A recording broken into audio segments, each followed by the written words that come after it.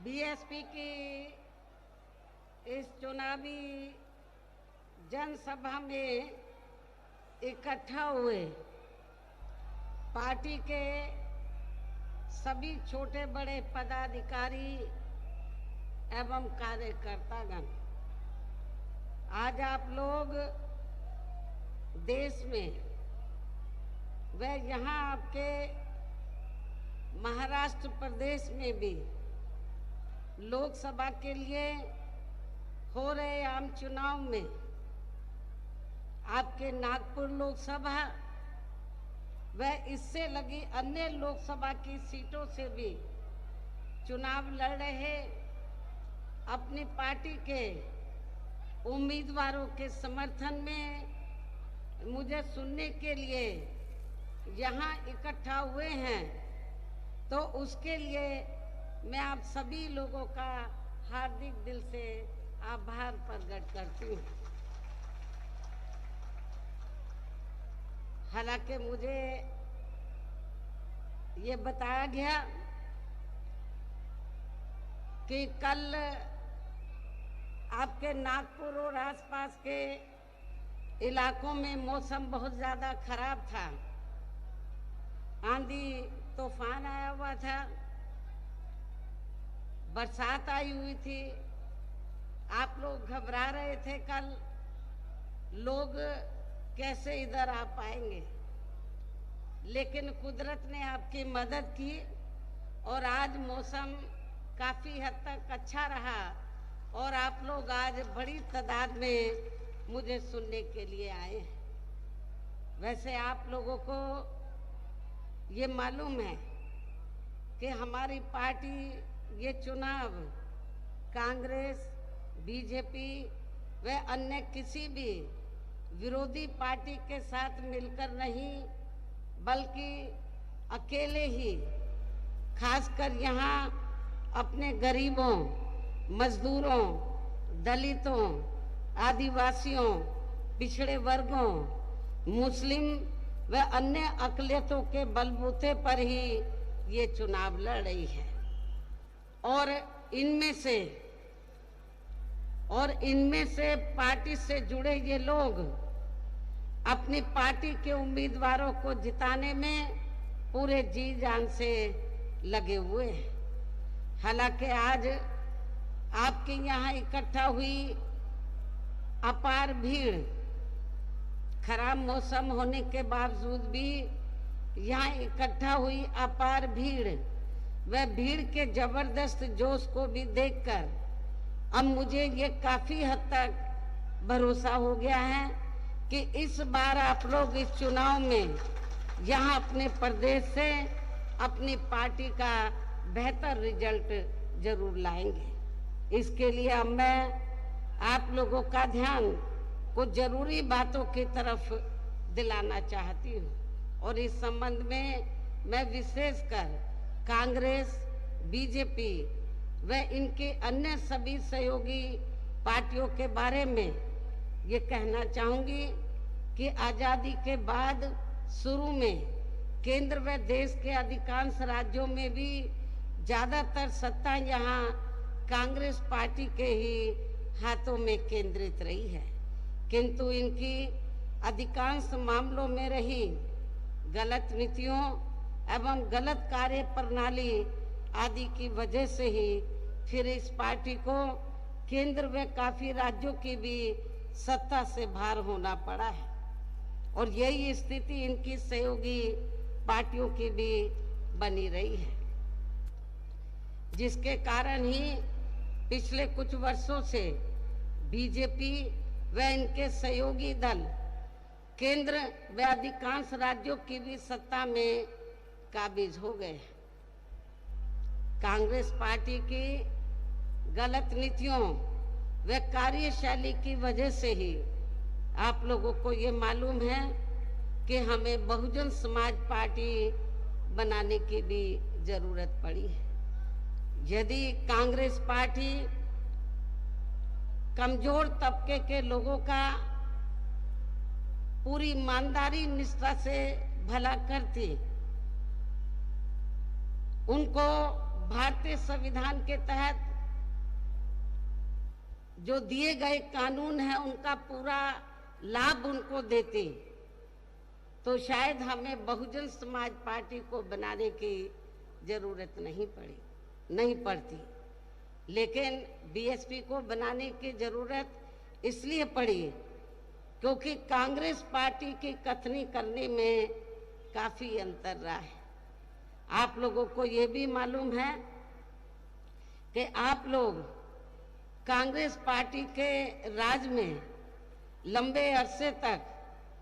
काफी लंबे अरसे तक ये संघर्ष करते रहे कि बाबा साहब डॉक्टर अंबेडकर को भारत रत्न की उपाधि से सम्मानित किया जाना चाहिए।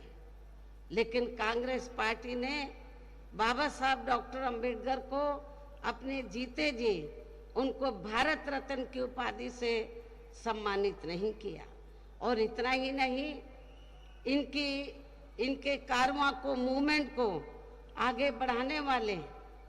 बाबा साहब के देहांत के बाद इनके कारवां को, मूवमेंट को आगे बढ़ाने वाले मान्यवर श्री कांशीराम जी की जब डेथ हुई, मृत्यु हुई, तो तब सेंटर में कांग्रेस पार्टी पावर में थी। तो सेंटर में कांग्रेस पार्टी ने एक दिन का भी मान्यवर श्री कांशीराम जी के सम्मान में राष्ट्रीय शोक डिक्लेयर नहीं किया था। इतना ही नहीं, बाबा साहब डॉक्टर अंबेडकर के अथक प्रयासों से अति पिछड़े वर्ग के लोगों को जो मंडल कमीशन की जो रिपोर्ट आई उसके तहत जो उनको आरक्षण का लाभ मिलना चाहिए था, तो कांग्रेस पार्टी की सरकार ने सेंटर में अपनी हुकूमत के दौरान मंडल कमीशन की रिपोर्ट को भी लागू नहीं किया, जिसके कारण पिछड़े वर्ग के लोगों को आरक्षण का पूरा लाभ नहीं मिल सका। बहुजन समाज पार्टी के ही अथक प्रयासों से, संघर्ष के कारण ही फिर मंडल कमीशन की रिपोर्ट जब कांग्रेस सेंटर से बाहर हुई और श्री बीपी सिंह की सरकार बनी, तब ये मंडल कमीशन की रिपोर्ट लागू हुई थी। और उसके लिए बहुजन समाज पार्टी को काफी संघर्ष करना पड़ा था। पहली बार बीएसपी के कुछ एमपी जीत कर आए थे 1989 में। मैं खुद भी जीत कर आई थी। श्री बीपी सिंह चाहते थे कि हम आपका समर्थन चाहते हैं बीएसपी का, और मान्यवर श्री कांशीराम जी को उन्होंने ये कहा कि आप जो भी मंत्रालय मायावती को देना चाहते हैं हम देने के लिए तैयार हैं, लेकिन आप हमें समर्थन दे दीजिए। तो हमने उस समय श्री बीपी सिंह को ये कहा कि हमें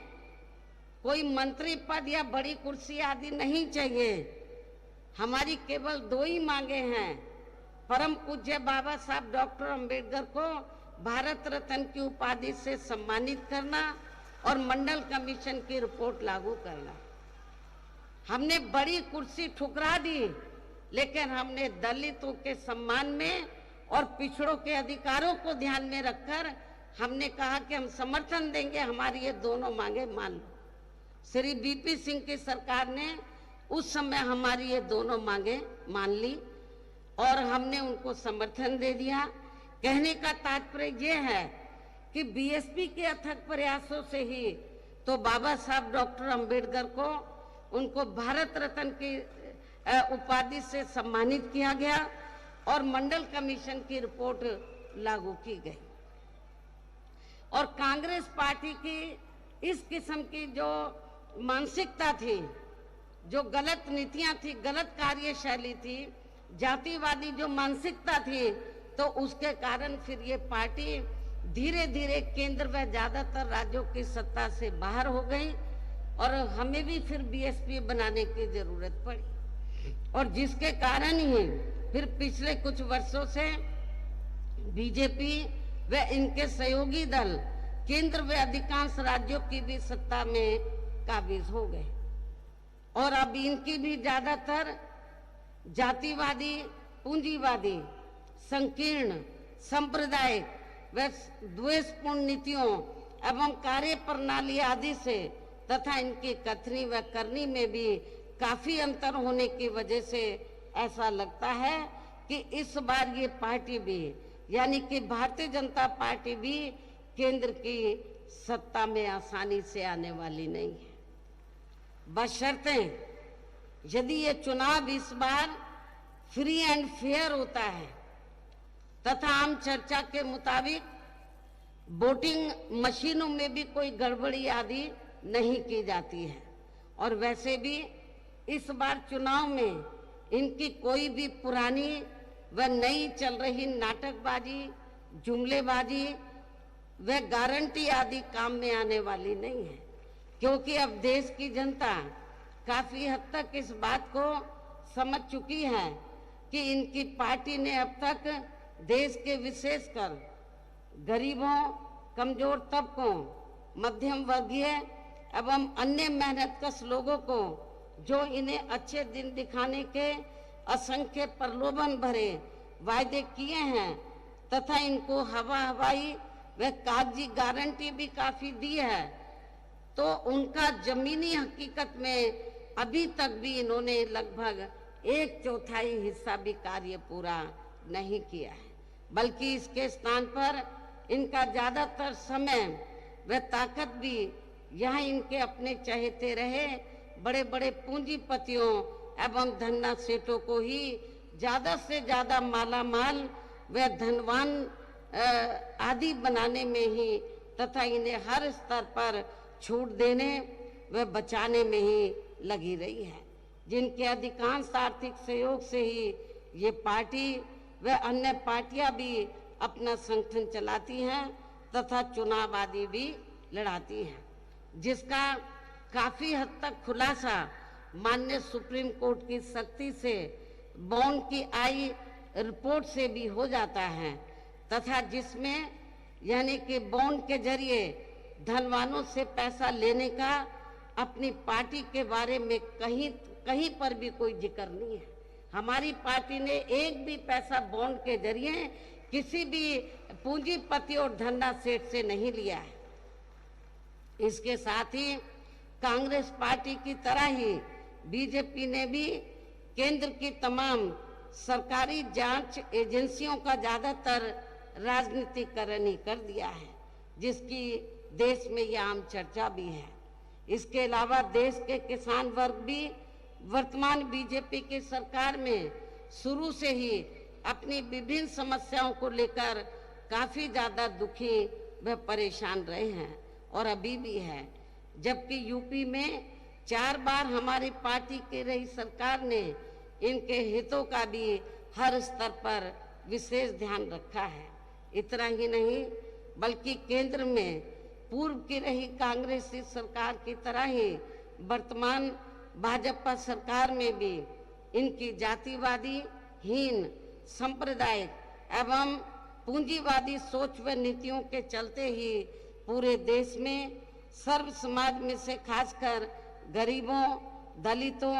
आदिवासियों, पिछड़े वर्गों, मुस्लिम व अन्य धार्मिक अल्पसंख्यक समाज के लोगों का भी पूर्ण रूप से विकास व उत्थान आदि नहीं हो सका है। और इस संदर्भ में वैसे आप लोगों को ये मालूम है कि पूरे देश में यहाँ दलितों, आदिवासियों एवं अन्य पिछड़े वर्गों का सरकारी नौकरियों में वर्षों से अधूरा पड़ा आरक्षण का कोटा भी अभी तक पूरा नहीं भरा गया है। विशेषकर एससी व एसटी वर्गों के सरकारी कर्मचारियों का पदोन्नति में आरक्षण तो अब काफी हद तक प्रभावहीन ही बना दिया गया है। साथ ही केंद्र व राज्यों में भी विरोधी पार्टियों की रही सरकारों में इन सभी वर्गों को प्राइवेट सेक्टर में आरक्षण दिए जाने की व्यवस्था किए बिना ही इनकी सरकारों के ज्यादातर सरकारी कार्य अब प्राइवेट सेक्टर के जरिए ही इनके बड़े बड़े पूंजीपतियों व धन्ना सेठों आदि को ये दिए जाने के कारण अब इन वर्गों को पूरे देश में आरक्षण का बहुत कम ही लाभ मिल पा रहा है। इसी प्रकार इनका अन्य और मामलों में भी शोषण व उत्पीड़न आदि होना अभी तक भी बंद नहीं हुआ है। इनके साथ साथ मुस्लिम व अन्य धार्मिक अल्पसंख्यक समाज के लोगों की भी हालत अब हर स्तर पर यहाँ काफी ज्यादा खराब व दयनीय ही बनी हुई है, जिसका काफी कुछ खुलासा सच्चर कमेटी की रिपोर्ट में भी किया गया है। इतना ही नहीं बल्कि पिछले कुछ वर्षों से केंद्र व अधिकांश राज्यों में भी बीजेपी व आरएसएस की सरकारों के चलते अब इनका विकास एवं उत्थान आदि होना भी काफी हद तक बंदशाही हो गया है। आए दिन इन पर खासकर धर्म की आड़ में हो रही जुल्म जाति भी यहाँ काफी ज्यादा चरम सीमा पर पहुंच चुकी है।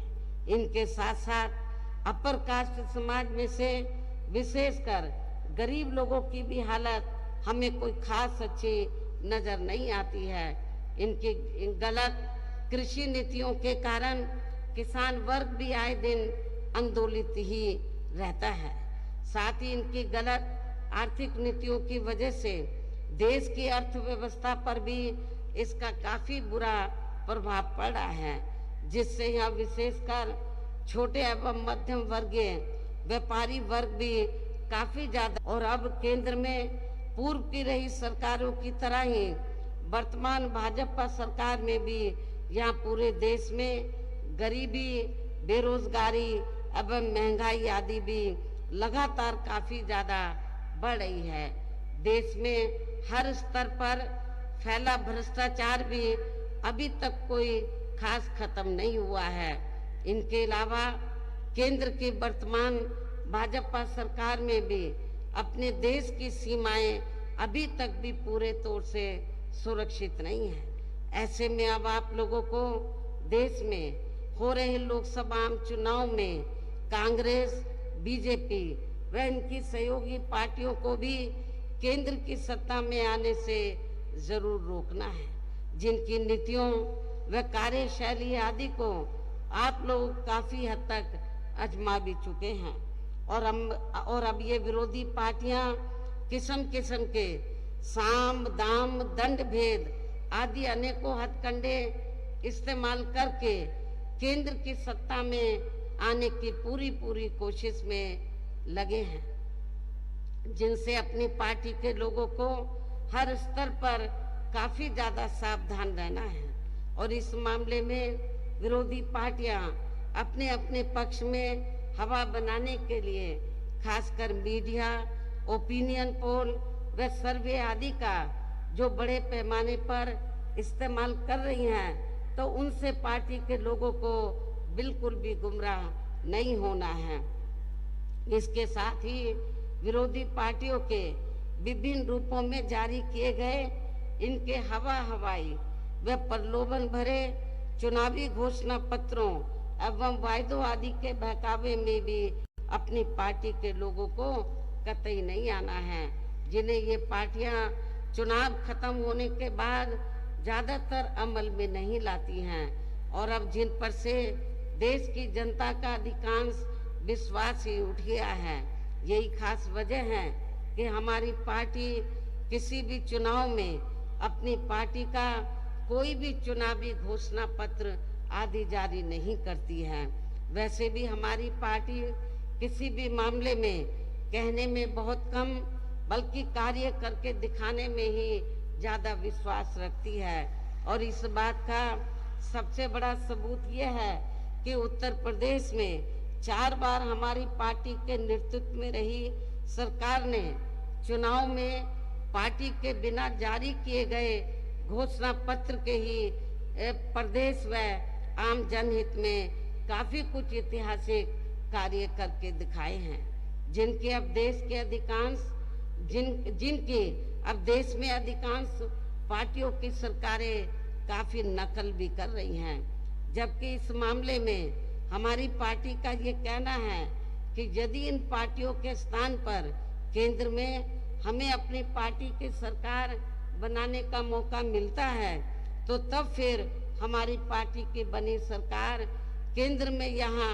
अब तक रही सभी विरोधी पार्टियों की सरकारों की तरह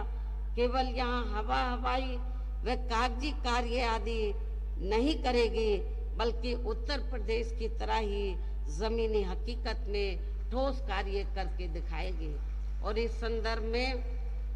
खासकर मैं ये कहना चाहूंगी, केंद्र द्वारा देश में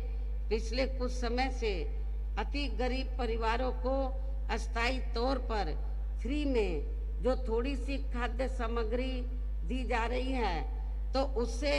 इनका स्थायी तौर पर भला होने वाला नहीं है। वैसे भी इनकी ये जटिल समस्या देश में हर हाथ को काम देने से ही केवल दूर हो सकती है, जिसकी तरफ हमारी पार्टी की बनी सरकार विशेष ध्यान देगी। साथ ही देश में अब आए दिन बढ़ रही गरीबी, बेरोजगारी व महंगाई काफी ज्यादा त्रस्त है, परेशान है, जिसे भी आर्थिक नीतियों में तब्दीली करके जरूर दूर किया जाएगा। धर्म की भी आड़ में पिछले कुछ वर्षों से खासकर मुस्लिम समाज के लोगों का द्वेष की भावना से जो इनका काफी शोषण व उत्पीड़न आदि किया जा रहा है, तो ये भी देश के लिए अति चिंता की बात है। इसे भी जरूर रोका जाएगा। और ये सब हमने अपनी यूपी की रही सरकार में कतई भी नहीं होने दिया है। इसके अलावा हमने यूपी में सर्व समाज में से खासकर गरीब एवं बेरोजगार लोगों को अपने पैरों पर खड़ा करने के लिए अनेकों ठोस कदम उठाए हैं, जिनको फिर सरकार बनने पर प्राथमिकता दी जाएगी। कहने का तात्पर्य ये है कि देश में इस समय हो रहे लोकसभा चुनाव में विरोधी पार्टियों के जारी किए गए उनके हवाई व प्रलोभन भरे चुनावी घोषणा पत्रों आदि के बहकावे में अब यहाँ खासकर देश के अति गरीबों, मजदूरों, बेरोजगारों एवं अन्य जरूरतमंद लोगों को बिल्कुल भी नहीं आना है। और अब इन्हें ऐसी सभी विरोधी पार्टियों को हर हालत में केंद्र की सत्ता में आने से जरूर रोकना है, जिनकी कथनी व करने में भी काफी अंतर रहा है, शुरू से ही काफी अंतर रहा है, तथा जिन्हें ये लोग बरसों से आजमा भी चुके हैं। ऐसी स्थिति में अब मेरा यही कहना है कि आप लोगों को अपने खुद के व अपने प्रदेश एवं देश के भी हित में अपने वोटों को यहाँ कांग्रेस, बीजेपी व अन्य सभी विरोधी पार्टियों को न देकर केवल अपनी एकमात्र हितैषी पार्टी बहुजन समाज पार्टी को ही देना है, जो ये पार्टी उत्तर प्रदेश की तरह ही केंद्र में भी अपनी पार्टी की सरकार बनने पर फिर पूरे देश में अपनी पार्टी की सर्वजन हिताय व सर्वजन सुखाय की नीतियों पर आधारित इस सरकार चलाएगी। इसके साथ साथ केंद्र से जुड़ी आपके क्षेत्र की जो भी यहाँ स्थानीय समस्याएं होंगी तो उन्हें भी फिर दूर किया जाएगा। साथ ही यहाँ गरीबों, मजदूरों, बेरोजगारों, कर्मचारियों, किसानों, छोटे व्यापारियों एवं अन्य मेहनतकश लोगों के हितों का भी विशेष ध्यान रखा जाएगा। समाज में खासकर दलितों, आदिवासियों, पिछड़े वर्गों, मुस्लिम व अन्य धार्मिक अल्पसंख्यक समाज के लोगों के विकास व उत्थान के साथ साथ हर स्तर पर इनकी सुरक्षा आदि के लिए भी प्रभावी कदम उठाए जाएंगे। तभी फिर यहाँ वास्तव में अपने देश के महान संतों, गुरुओं व महापुरुषों में भी विशेषकर महात्मा ज्योतिबा फूले, श्री छत्रपति शाहू जी महाराज,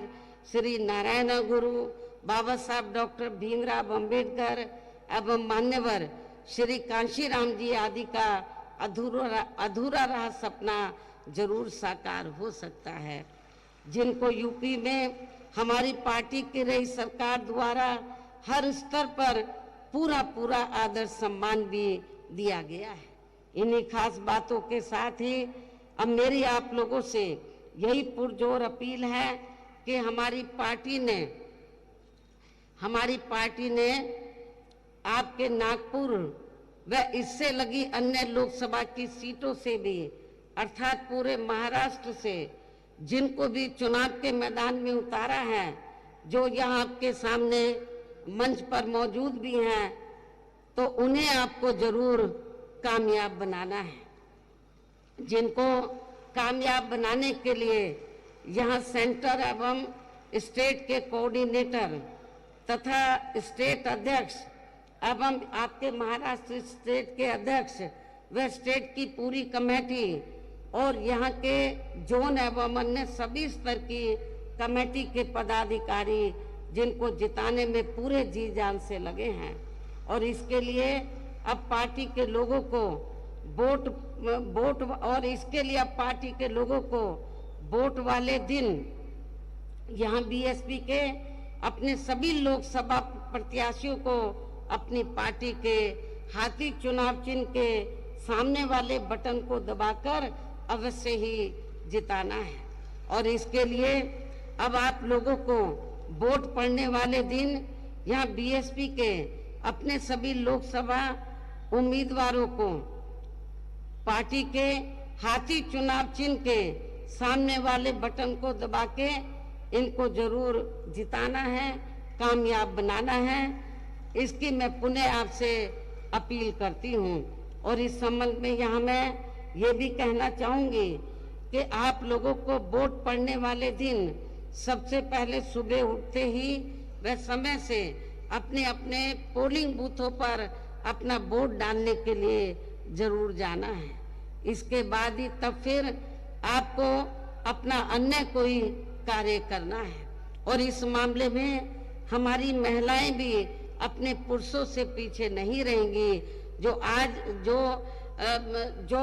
वोट वाले दिन पुरुषों से बढ़ चढ़कर अपने अपने पोलिंग बूथों में अपने उम्मीदवारों को पोलिंग बूथों पर अपने उम्मीदवारों को वोट डालेंगी। इसके साथ साथ आपका ये भी पूरा प्रयास होना चाहिए कि आपके अपने अपने पोलिंग बूथों का कोई भी वोट पड़ने से ना रह जाए, अर्थात अपनी पार्टी का एक एक वोट समय से जरूर पड़ जाना चाहिए। और अब मैं अंत में पुणे जहां अपनी पार्टी के सभी उम्मीदवारों को जो यहाँ मंच पर मौजूद हैं, अपनी पार्टी के इन सभी उम्मीदवारों को पार्टी के हाथी चुनाव चिन्ह के सामने वाले बटन को दबा के उन्हें भारी वोटों के अंतर से जिताने की अपील के साथ ही अब मैं अपनी बात यहीं समाप्त करूं। लेकिन इससे पहले मैं ये भी कहना चाहूंगी कि परम पूज्य बाबा साहब डॉक्टर अंबेडकर ने अपने जीते जी महाराष्ट्र में उनका, वैसे तो पूरे देश के लिए उन्होंने काम किया, लेकिन महाराष्ट्र में खासकर जो ये उनकी कर्म भूमि रही है, तो बाबा साहब डॉक्टर अंबेडकर ने पूरा प्रयास किया था कि आप महाराष्ट्र सेंटर के साथ साथ खासकर महाराष्ट्र स्टेट की पॉलिटिकल पावर की मास्टर की आप लोग अपने हाथ में लें। लेकिन उनके जीते जी आप लोग इसमें कामयाब नहीं हो सके। उनके देहांत के बाद फिर इनके कारवां को, अधूरे पड़े कारवां को मान्यवर श्री कांशीराम जी ने तो मंजिल तक पहुंचाने का पूरा अथक प्रयास किया। इत्तेफाक से मान्यवर श्री कांशीराम जी की ये भी महाराष्ट्र की कर्म भूमि रही। उन्होंने पूना से इस मूवमेंट को शुरू किया, पूरे महाराष्ट्र में लेकर गए, पूरे देश में लेकर गए, बहुत मेहनत की उन्होंने। लेकिन उनके जीते जी आप लोगों ने उनको निराश ही रखा। बाबा साहब को भी निराश किया, मान्यवर श्री कांशीराम जी को भी निराश किया। अब दोनों हमारे बीच में नहीं है। मेरे आप लोगों से पुरजोर अपील है कि यदि आप लोग वास्तव में परम पूज्य बाबा साहब डॉक्टर भीमराव अंबेडकर और मान्यवर श्री कांशीराम जी के आप सच्चे अनुयायी हैं, तो जो गलतियां अभी तक आप लोगों ने की हैं उसमें सुधार लाकर आप लोग उनके अधूरे पड़े कारवां को जरूर आप लोग पूरा करेंगे। अभी मौका मिल रहा है, आप पूरे देश में लोकसभा का आम चुनाव हो रहा है, आपके महाराष्ट्र जिसके तहत आपके महाराष्ट्र स्टेट में भी हो रहा है। मेरी आप लोगों से पुरजोर अपील है, खास तौर से नागपुर विदर्भ के लोगों ने, विदर्भ के लोगों से और इस क्षेत्र के लोगों से, वैसे तो पूरे महाराष्ट्र के लोगों से पुरजोर अपील है कि आप लोग जो कुछ कार्य आप लोग उनके जीते जी नहीं कर सके, कम से कम आप लोग अब उनके देहांत के बाद तो ये कार्य जो उनकी दिली तमन्ना थी इसको जरूर पूरा करें और इस चुनाव में आप लोग जरूर अच्छा रिजल्ट लाएं। तो यही हमारे इन दोनों महापुरुषों के प्रति आपकी सच्ची श्रद्धा भी होगी। तो इन्हीं जरूरी बातों के साथ ही अब मैं पुनः अपनी पार्टी के सभी उम्मीदवारों को पार्टी के हाथी चुनाव चिन्ह के सामने वाले बटन को दबाकर इनको भारी वोटों के अंतर से जिताने की पुरजोर अपील करते हुए अपनी बात यहीं समाप्त करती हूँ। जय भीम, जय भारत।